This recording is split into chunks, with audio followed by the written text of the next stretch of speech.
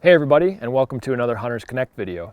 On this video, I'm going to take a little bit more in-depth look on scouting for waterfowl and where to find them. Waterfowl congregate around water. That's how they act. So if you are hunting over water, that's what you're going to want to look for. You're going to want to look for lakes and rivers and marshes and sloughs and flooded timber, anything that's going to hold water and have a place for the ducks to live. Now, if you're a field hunter, you're going to want to look for agriculture in relation to water where the ducks are going to roost. So starting on that, if you're looking at satellite imagery or aerial photography or maps, what you want to look for first is the water sources. You want to be looking for all of the different types of water sources and then looking at those in relation to food sources.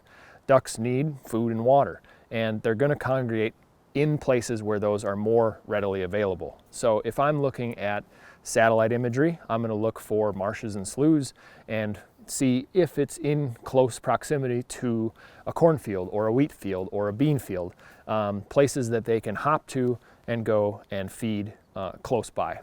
Now, if you're hunting diving ducks, you're really only focusing on water because they're going to be eating things like crustaceans and seaweed, freshwater shrimp, and anything that lives within those waters.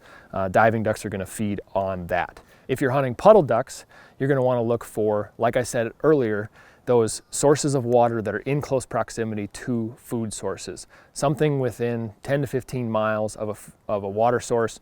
If there's a lot of agriculture around, you can almost count on the fact that there's going to be ducks and geese in that area. And then it's figuring out where they're going to feed, where they're going to roost. And lastly, it's really all about covering the miles.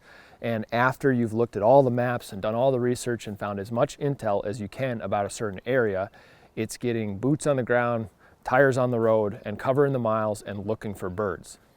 Now, one big advantage that hunters have when waterfowling is that waterfowl have to fly, and it makes it easier for us to figure out their location. So in the mornings and evenings, when they're going to be moving the most, you want to be out there scouting, looking for their travel routes, looking for where they're roosting, looking for where they're feeding, and don't be afraid to pick up the binoculars and be glassing skylines, looking for birds on the horizon and figuring out where they're going. And then it's pedal to the metal, figure out where that exact spot is before it either gets too late in the day or too dark to see where they're going. Hopefully that helps you figure out more ways and better ways to find waterfowl to go hunt. Appreciate you looking at this Hunters Connect video, and be sure to check out all of our other content on the YouTube channel if you're a new hunter.